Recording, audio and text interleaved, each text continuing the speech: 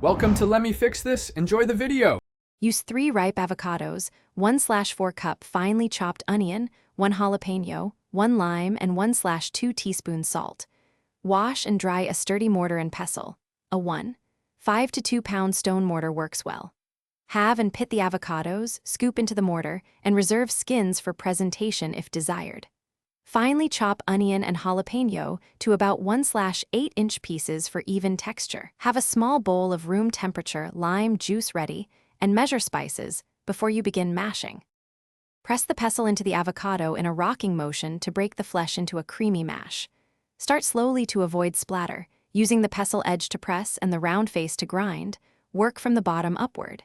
Add onion, jalapeno, and a pinch of salt while mashing. Fold gently to keep texture.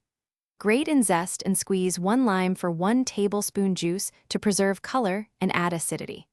Stop when you reach the desired balance of cream and small chunks.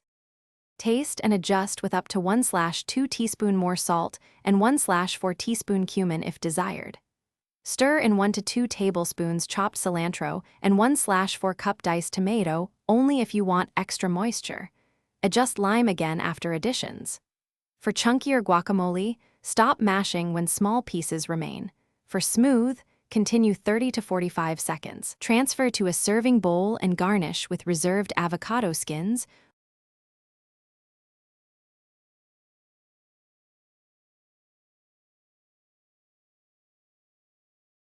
Thanks for watching. If you found this helpful, don't forget to like and subscribe.